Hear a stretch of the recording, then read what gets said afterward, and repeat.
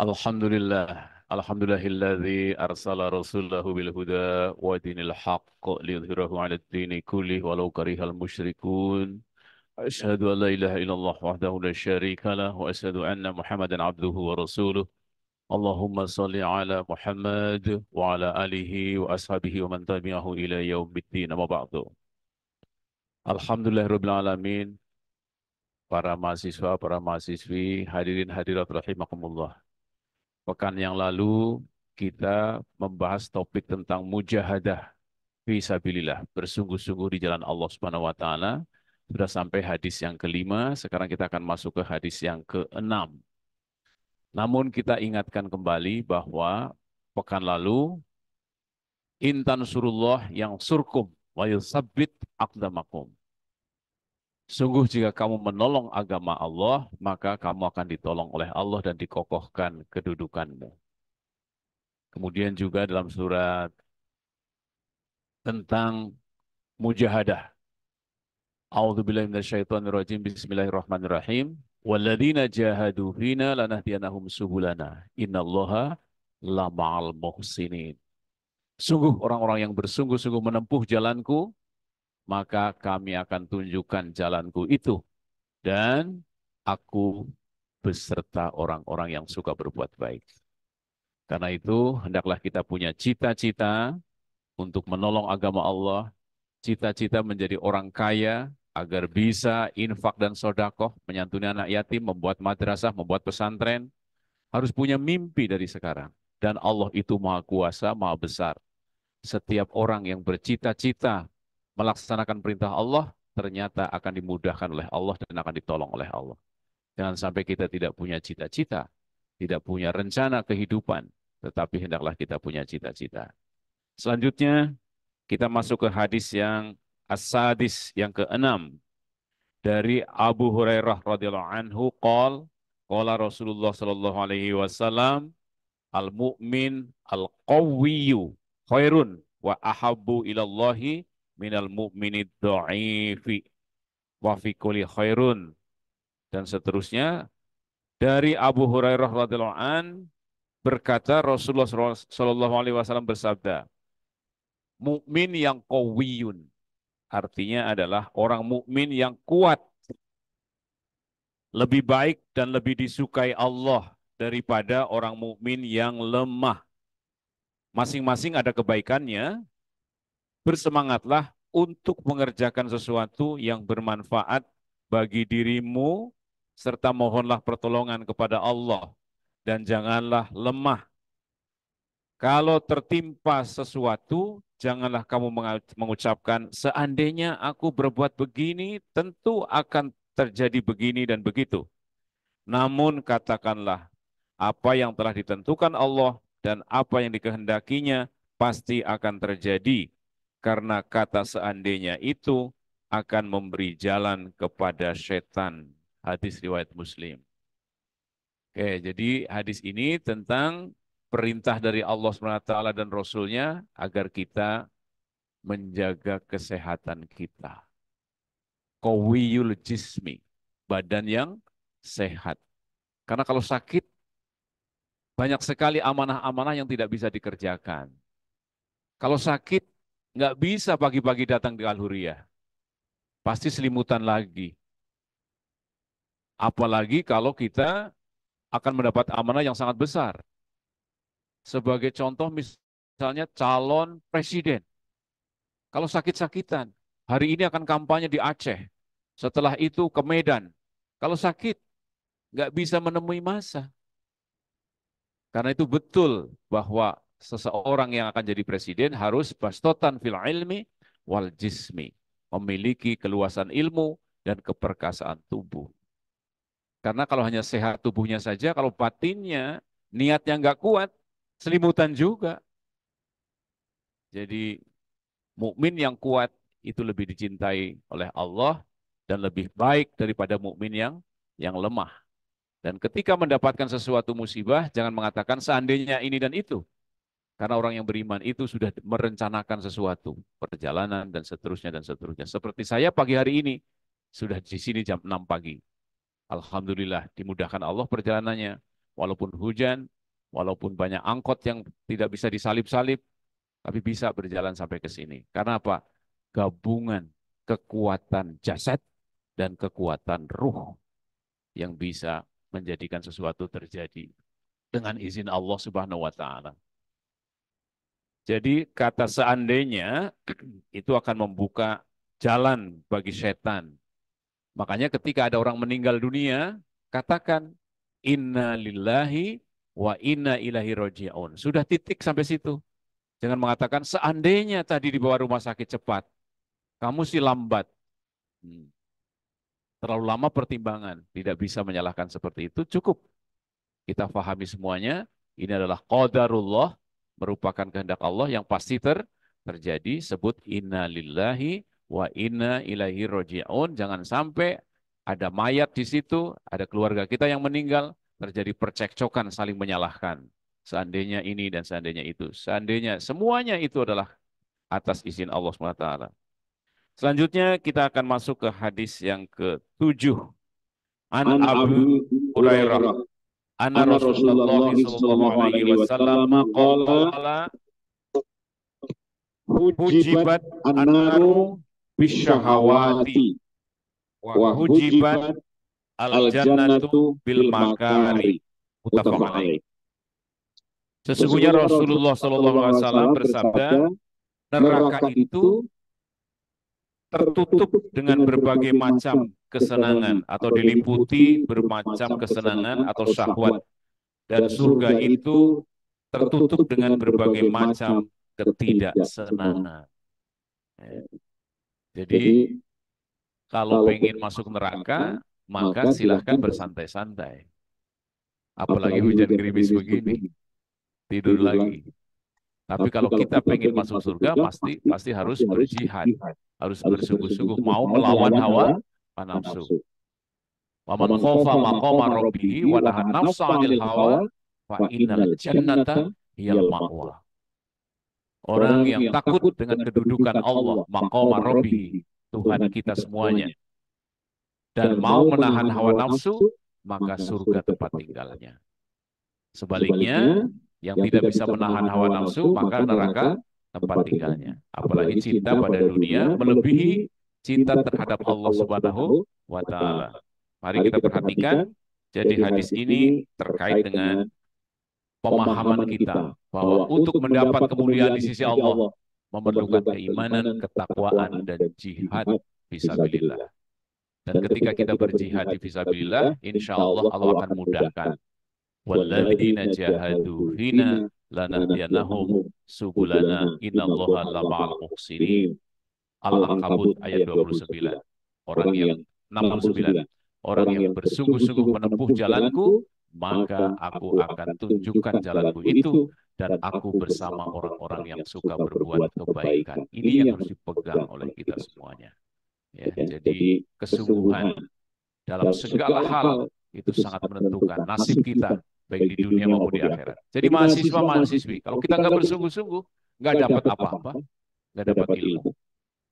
Makanya Makanya pekan pekan lalu lalu udah udah saya saya katakan, katakan, kalau kalau ingin ingin sukses, sukses, kerjalah kerjalah di di kampus, kampus, belajarlah belajarlah di di kampus. kampus.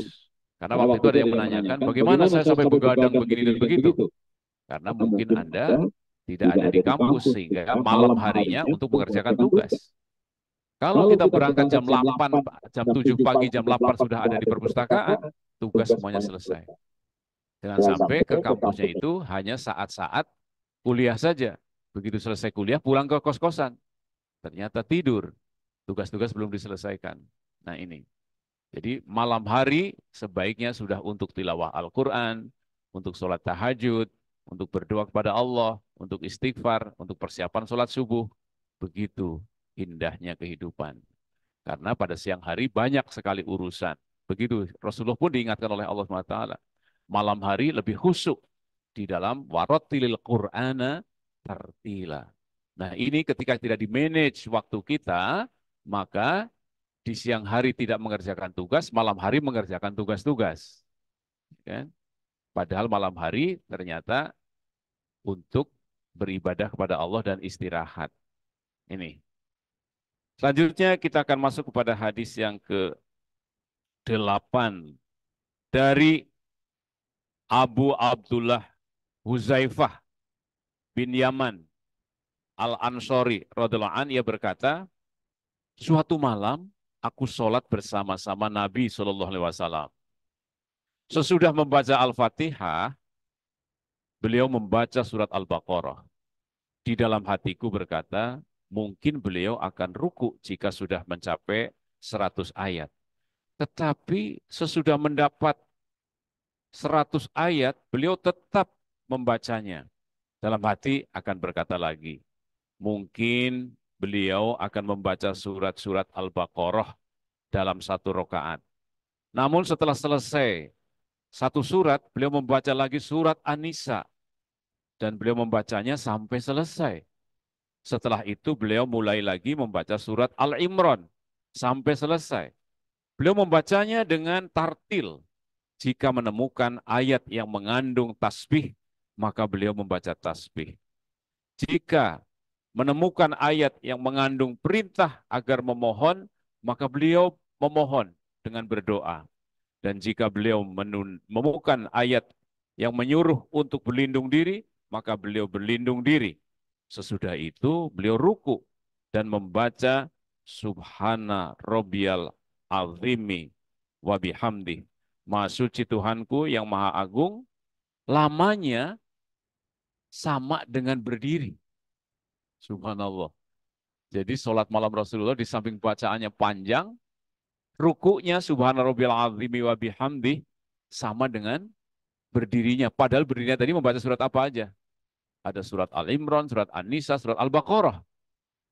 Jadi Subhana Rabbil Azimi wa bihamdi. Kalau kita nggak kuat lutut kita, pasti udah nggak jatuh. Makanya perhatikan dengan baik. Sholat tasbih saja itu lama banget. Karena itu hanya membaca berapa kali, paling 10 kali Subhana Rabbil Azimi wa bihamdi. Subhanallah walhamdulillah wa la ilaha illallah wallahu akbar. Makanya mukmin yang kuat akan dicintai. Kemudian beliau bangkit dari ruku dengan mengucapkan Allah mendengar orang yang memujinya. Sami Allahu liman hamidah. Wahai Tuhan kami, hanya bagimulah segala puji. Dan berdiri lama sampai lama dengan ruku. Kemudian beliau sujud dan membaca Subhana Rabbiyal A'la wa bihamdi. Maha suci Tuhanku yang maha luhur, lamanya hampir sama dengan berdiri. Hadis riwayat Muslim. Ini hampir sama dengan sholat tasbih. Ya, jadi sholat tasbih itu membaca Subhana Rabbiyal A'la wa bihamdi. Sama juga hampir sama dengan sholat gerhana. Ya, sholat gerhana. Tetapi Rasulullah ini sholat tahajudnya seperti itu. Sholat malam. Sholat malam Rasulullah Sallallahu Alaihi Wasallam yang diriwayatkan oleh Muslim. Artinya mujahadah, kesungguhan itu harus kita contoh.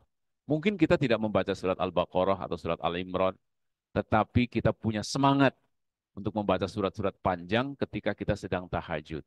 Bukan untuk sholat yang wajib.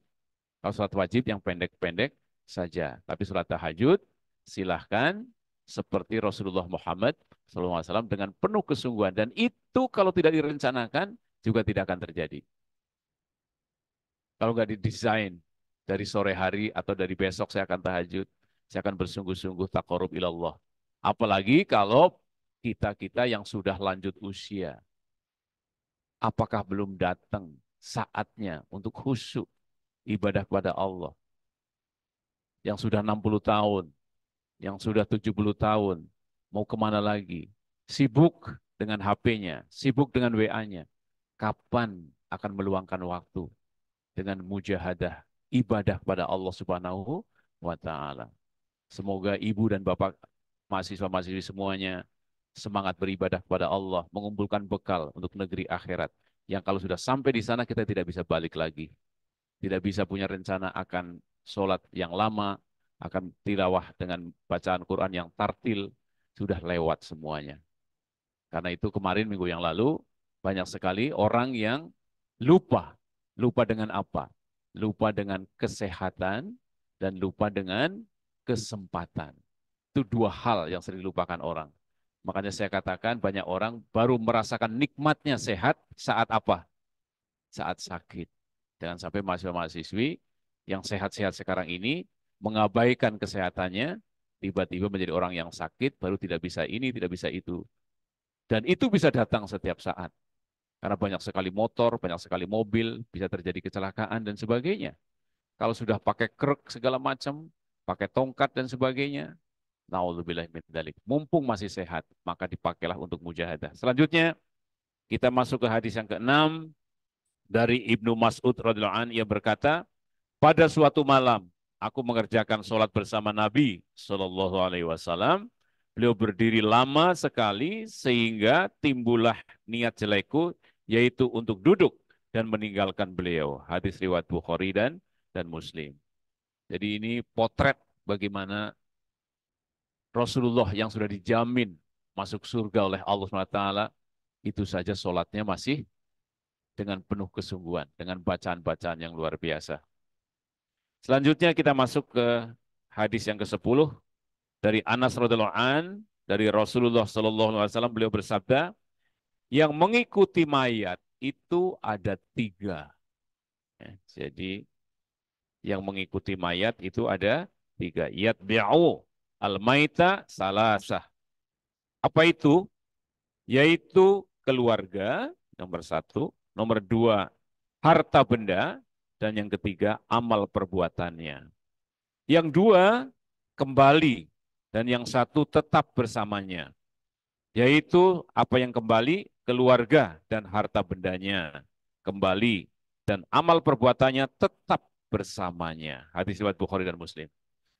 Jadi siapa yang akan menemani kita di alam kubur? Amal. Harta bisa menemani kita kalau kita infakkan fisabilillah, kita belanjakan. Tapi kalau baru ditabung-tabung saja, tidak punya rencana apa-apa, maka belum menjadi amal soleh. Harus kita pahami bahwa harta itu menjadi amal soleh ketika apa? Dibelanjakan yang pertama untuk membiayai keluarga. Memberi nafkah, memberi makan, minum, pakaian, istri, dan anak-anak. Jangan dianggap itu bukan amal soleh. Ya. Yang kedua adalah ketika harta dipakai untuk ibadah, untuk menunaikan ibadah haji, untuk umroh. Untuk yang ketiganya adalah untuk sodakoh, infak, dan jihad fisabilillah. Diwakafkan tanahnya untuk membangun masjid, diwakafkan uangnya untuk kemaslahatan umat, untuk membangun sumber-sumber air minum, ya, untuk para mahasiswa-mahasiswi, itu semuanya akan menjadi amal soleh yang akan menemani.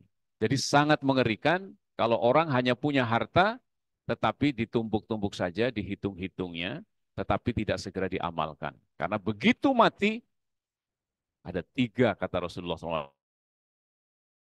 Tetapi yang 2 akan pulang, yaitu keluarga dan hartanya yang belum diinfakan, fisabilillah. Yang menemani adalah amalnya. Ucapan kata-kata yang bagus, nasihat menasihati dalam jalan kebaikan, memberikan semangat anak-anak dan pemuda-pemudi untuk beriman pada Allah, bertakwa kepada Allah, berbuat kemaslahatan, menghormati kedua orang tua, menghormati orang yang lebih senior dari kita semuanya, beretika, berakhlak, itu adalah amal-amal kebaikan. Bahkan sampai menyingkirkan duri dari jalan. Khawatir ada orang yang kecocok dengan itu. Menyingkirkan mungkin kulit pisang yang ada di tangga. Itu akan tercatat sebagai amal kebaikan dan akan menemani kita nanti di alam kubur. Selanjutnya kita akan masuk kepada hadis yang ke-11. Dari Ibnu Mas'ud radhiyallahu anhu, yang berkata bahwa Nabi Shallallahu alaihi wasallam bersabda, surga itu lebih dekat kepada salah seorang di antara kalian dari sandal yang dipakainya. Begitu juga neraka. Bisa memahami hadis ini. Ternyata surga itu lebih dekat dari sandal kita. Ketika kita berniat dari rumah menuju ke Masjid Al-Huriyah untuk mendengarkan atau menuntut ilmu, untuk mengkaji, tiba-tiba meninggal dunia, insya Allah surga lebih dekat dari sandal kita. Tapi sebaliknya, ketika kita menuju sesuatu dalam rangka untuk maksiat, kemudian mati, neraka lebih dekat dari sandal kita. Dekat banget surga. Dan dekat banget juga neraka.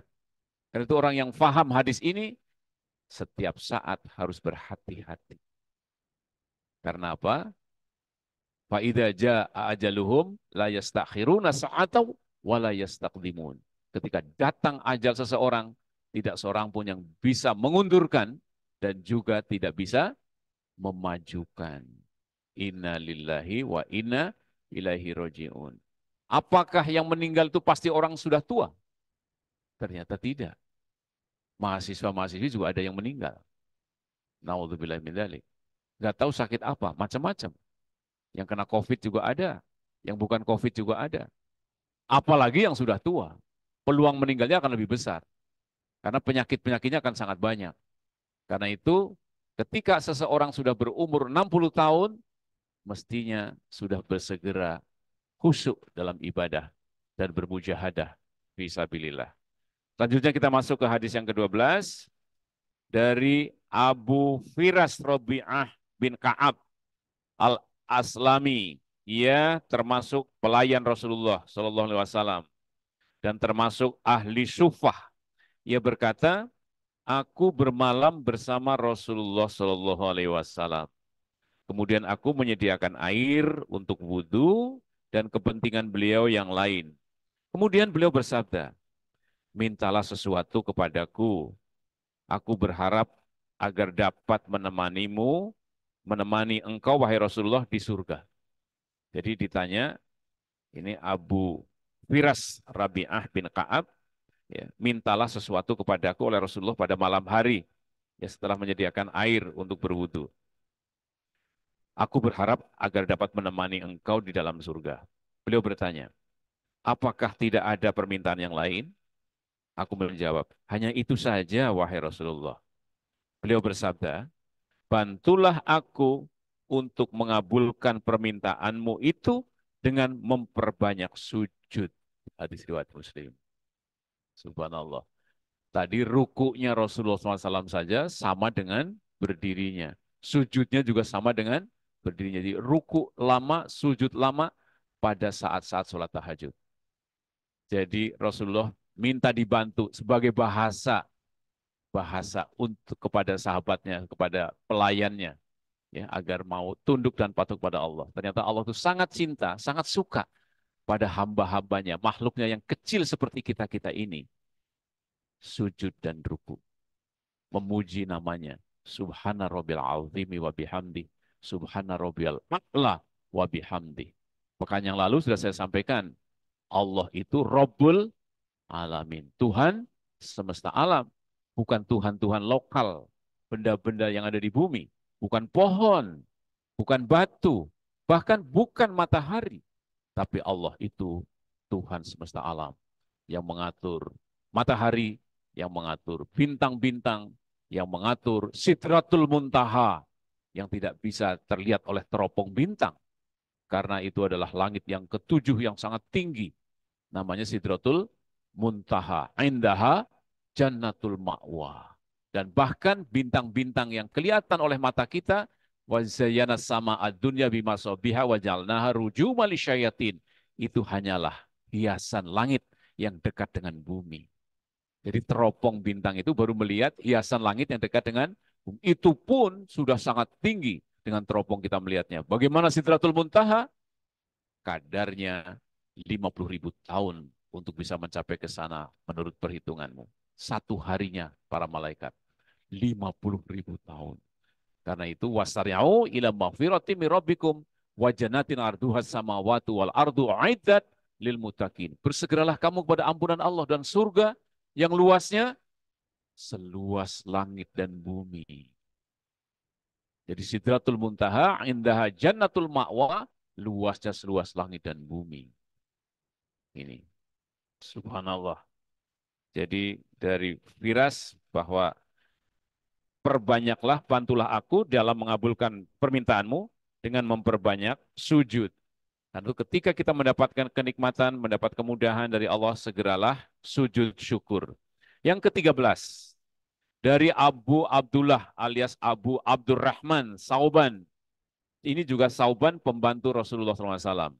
Ia berkata, aku mendengar Rasulullah SAW bersabda, perbanyaklah engkau sujud. Ya, perbanyaklah engkau sujud. Sesungguhnya jika kamu sujud satu kali saja, sujud karena Allah, niscaya Allah mengangkat satu derajat dan Allah menghapus satu kesalahanmu. Hadis riwayat Muslim. Jadi sujud satu kali mengangkat derajat satu derajat dan menghapus kesalahan satu kesalahan. Hadis riwayat Muslim. Ini masih terkait dengan tadi, bantulah aku dengan memperbanyak sujud. Yang ke-14 dari Abu Syahwan Abdullah bin Busrin Al-Aslami radhiyallahu anhu yang berkata, Rasulullah SAW bersabda, sebaik-baik manusia adalah yang panjang umurnya serta baik pula amal perbuatannya. Ini bisa nggak kita panjang umurnya kalau tidak menjaga kesehatan, tidak hati-hati dalam makan dan minum, tidak mau olahraga, ini bisa obesitas, bisa diabetes melitus, bisa kena asam urat. Jadi siapakah Rasulullah SAW itu? Orang yang tidak perlu dokter ternyata Rasulullah itu. Kenapa kami tidak perlu dokter? Karena kami membagi perut kami menjadi tiga ketika makan. Sepertiga untuk makanan, sepertiga untuk minum, sepertiga untuk udara. Kami tidak makan kecuali lapar. Dan kami sudah berhenti makan sebelum kenyang. Kami tidak memerlukan dokter. Jadi kalau kita ingin menjadi orang yang terbaik, siapakah itu? Orang yang badannya sehat, panjang umurnya, dan banyak amal solehnya. Tapi kalau kita sakit-sakitan, pendek umurnya, apalagi amal solehnya juga sedikit. Jadi ini masih terkait dengan mujahadah. Marilah kita bersungguh-sungguh agar para pemuda-pemudi, para mahasiswa-mahasiswi, jangan seperti orang-orang yang sudah sakit-sakitan. Mesti direncanakan, di-planning dari sekarang. Jangan sampai kita semuanya sudah tahu penyebab penyakit ini, penyakit itu. Karena apa? Karena tidak mengamalkan perintah Allah. Kulu wasrobu wala tusrifu. Silahkan makan dan minum, tapi jangan berlebih-lebihan. Secara metabolisme sangat berat kalau makan kita berlebihan. Ya. Karena apa? Makan berlebihan itu akan disimpan menjadi lemak. Kemudian apalagi kalau kita makan proteinnya kebanyakan, akan diapakan? Tidak bisa disimpan protein itu. Simpanan kita semuanya dalam bentuk karbohidrat, yaitu glikogen dan juga lemak. Semuanya dalam bentuk lipid dan karbohidrat. Glikogen itu karbohidrat, tapi simpanan protein tidak ada. Makanya kalau kita dapat rizki, bisa menyembelih domba, bisa menyembelih sapi, berbagilah. Karena protein itu diperlukannya sedikit tapi setiap hari, tidak banyak sekali. Kalau banyak sekali maka harus dikeluarkan. Untuk mengeluarkan protein harus dengan apa? Harus dengan reaksi namanya reaksi siklus urea. Nah, siklus urea itu menggabungkan sampah dengan sampah. Sampah pertama CO2, ketemu dengan amoniak, digabung menjadi urea. Memerlukan energi. Jadi ternyata makan protein banyak, melebihi kebutuhan, akan mengambil energi kita untuk membuangnya. Selanjutnya, jam berapa ini? Masih ada ya? Hadis ke-15. Dari Anas radhiyallahu anhu, ia berkata, pamannya Anas bin An-Nadir radhiyallahu anhu telah mengikuti perang Badar. Ia mengaku, wahai Rasulullah, sesungguhnya aku tidak bisa mengikuti awal peperangan melawan orang-orang musyrik. Seandainya Allah mentakdirkan aku untuk bisa mengikuti peperangan melawan orang-orang musyrik, niscaya Allah benar-benar melihat apa yang aku perbuat. Ketika perang Uhud, kaum muslimin banyak yang melarikan diri Dia berkata, "Ya Allah, aku mohon maaf kepadamu dari apa yang dilakukan oleh para sahabatku, di mana mereka banyak yang melarikan diri dan musyrik." Kemudian dia maju dan menghampiri Sa'ad bin Mu'adz. Seraya berkata, "Wahai Sa'ad bin Mu'adz, demi Tuhannya Ka'bah, sesungguhnya aku mencintai bau surga di dekat Uhud." Sa'ad berkata, "Wahai Rasulullah, aku tidak sanggup berbuat seperti apa yang diperbuatnya." Anas berkata, "Setelah perang Uhud usai, aku menemukan pada tubuhnya terdapat 80 lebih luka pedang, tikaman tombak, dan tusukan panah. Kami menemukannya sudah terbunuh dan dipotong oleh kaum musyrik, sehingga tidak ada satupun orang yang mengenalinya kecuali saudara wanitanya dengan mengamati jari jemarinya." Kemudian Anas berkata, "Bagi kami meyakini bahwa ayat yang artinya orang-orang yang menepati terhadap yang apa yang telah mereka janjikan kepada Allah."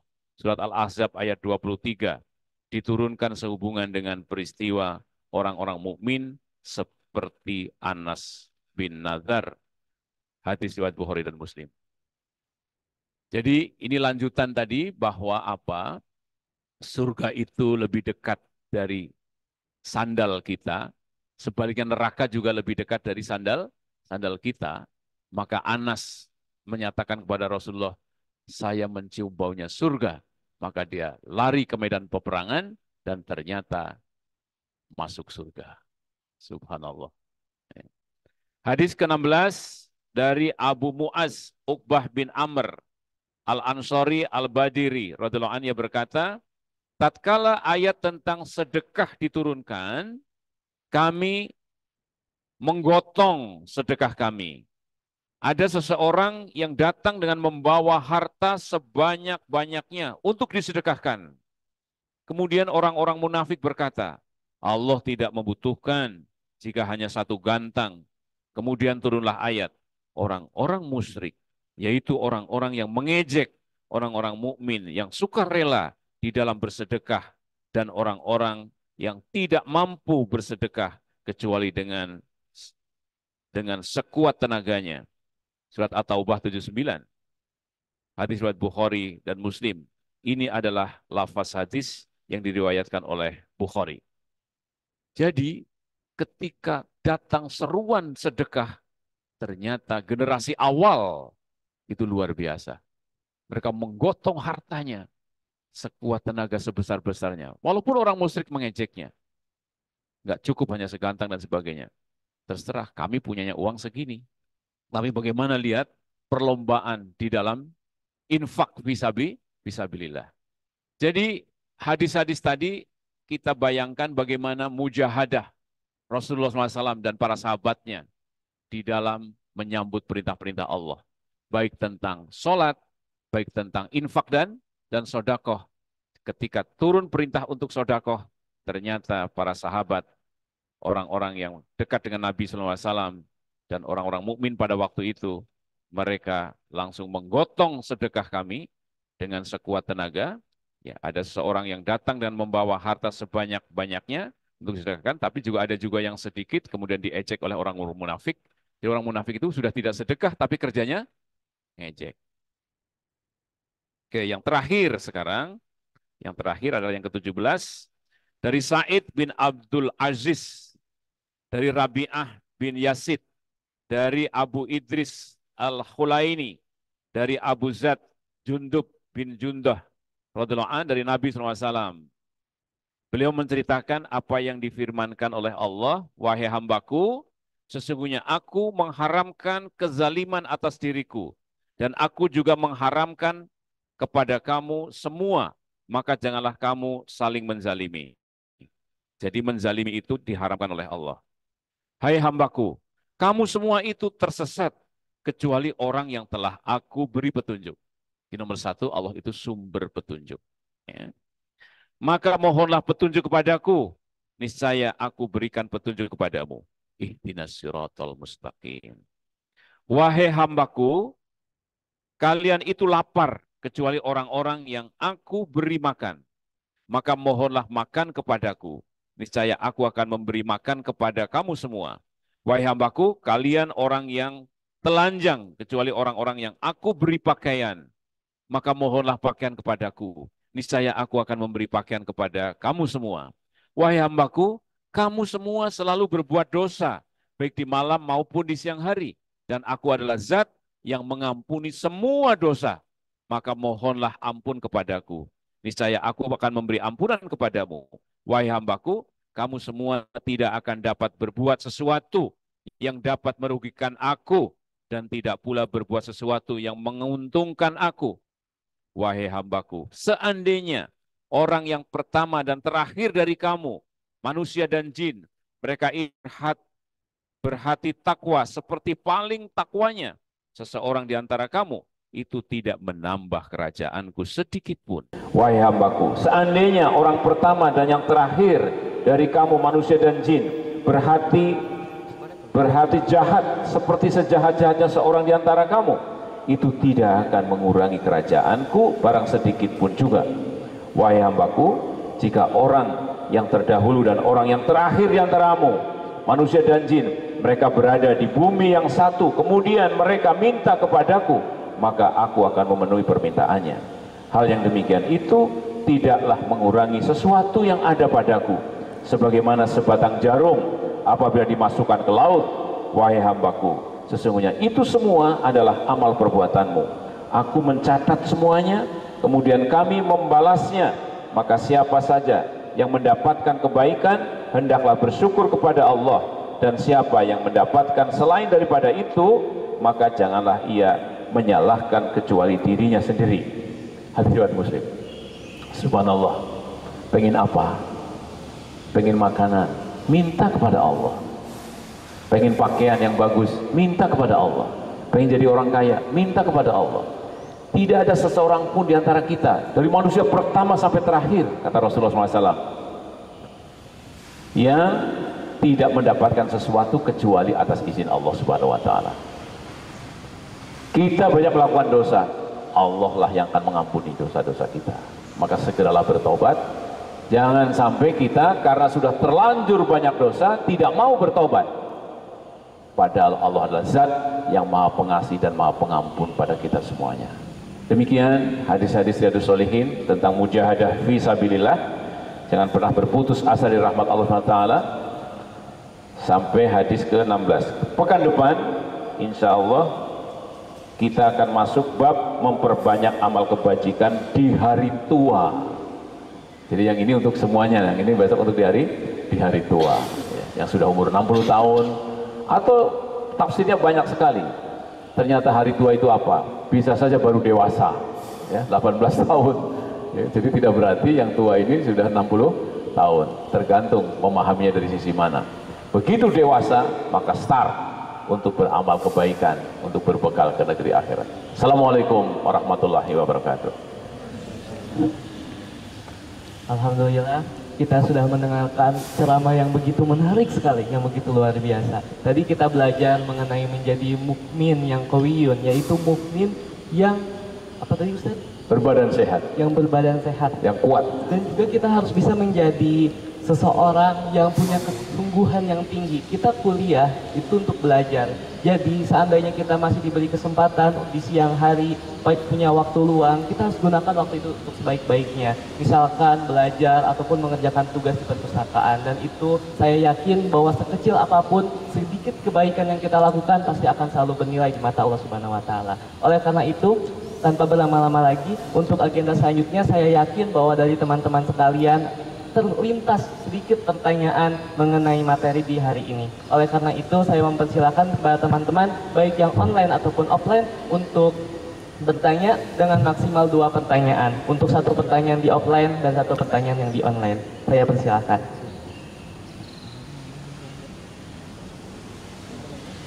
Silakan.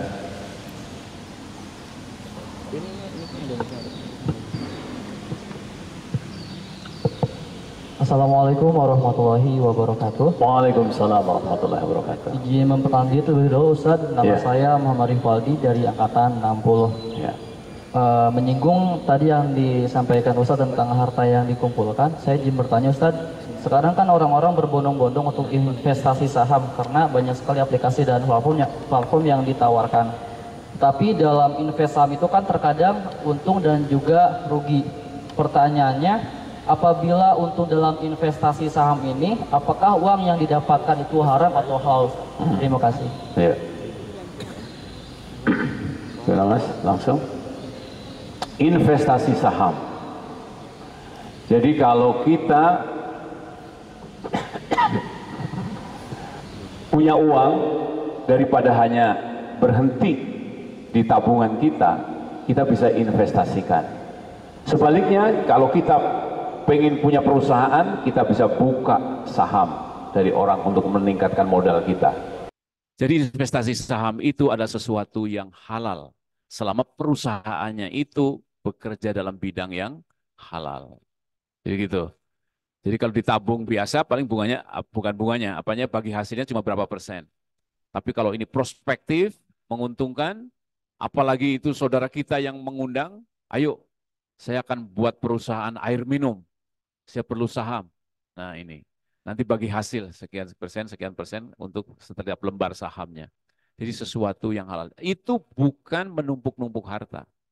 Tapi itu adalah dalam rangka mencari rizki dari Allah, yang nanti setiap tahun sekali kita lihat, saham saya berapa nih, 1000 lembar. Ya, pas Ramadan kita hitung. Ternyata alhamdulillah dari uang saya 1 miliar di perusahaannya si A, ya saya dapat 1000 lembar, saya dapat bagi hasilnya, maka saya bayarkan zakat, infak dan sodakoh, dan saya bisa kumpulkan anak yatim. Maka itu luar biasa, Mas.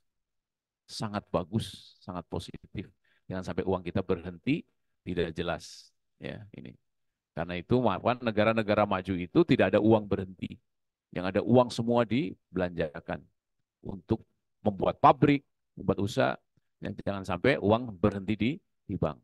Yang membuat mundur negara itu ketika uang banyak berhenti. Sementara tidak ada pabrik yang dibangun. Nah, pabrik itu memerlukan saham, memerlukan investasi dari orang-orang yang kaya, yang ahli. Demikian. Makanya saya sangat berharap mahasiswa-mahasiswi bisa pada posisi yang mana saja ini. Kalau yang digaji tiap bulan, dia bisa buat saham. Tapi yang mau jadi pengusaha, nah ini berarti akan menerima saham. Buat kreativitas. Kreativitas apa? Memproses buah-buahan yang gampang busuk menjadi buah dalam kaleng. Pabriknya memerlukan dana sekian miliar. Nah ini. Nah orang-orang yang kaya mau investasi di situ. Nah nanti bagi hasil. Itu yang harus segera ditumbuhkan, Mas. Ya, terima kasih. Baik, bagaimana? Terjawab? Ya, terima kasih. Oke, mungkin barangkali ada yang di online.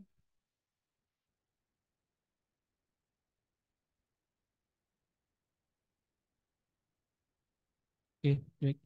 Ada pertanyaan, Ustaz. Assalamualaikum warahmatullahi wabarakatuh. Waalaikumsalam warahmatullahi wabarakatuh. Apakah istiqomah beramal soleh merupakan mujahadah walaupun tidak meningkat? Terima kasih. Ya, apakah istiqomah di jalan kebaikan itu sesuatu kebaikan walaupun tidak meningkat? Ya. Itu suatu kebaikan. Karena apa? Allah itu sangat cinta kepada amal yang istiqomah, yang kontinu, yang terus-menerus walaupun sangat sedikit. Sangat sedikit. Misalnya tahajud. Tahajud kan bisa 11 rakaat, bisa saja hanya 3 rakaat. Sholat tahajud 2 rakaat, ditambah witir 1 rakaat. Itu minimal, itu minimalis itu. Tapi kalau itu terus-menerus dikerjakan, Allah sangat cinta yang seperti itu. Daripada yang satu malam bangun, sholat tahajud sampai 22 rakaat, atau 23 rakaat, setelah itu besok laginya tidak sholat tahajud lagi. Jadi mulailah dari yang kecil, dari diri kita yang ringan-ringan, nanti baru meningkat dan meningkat. Jadi yang belum terbiasa sholat tahajud, saya menyerukan yuk tahajud 3 rakaat aja. 2 rakaat tahajud, mungkin sudah jam berapa ya? Udah jam 4:15, ya kan? Jam 4 lewat. Karena sekarang subuh sekitar jam 4:36 ya. 36.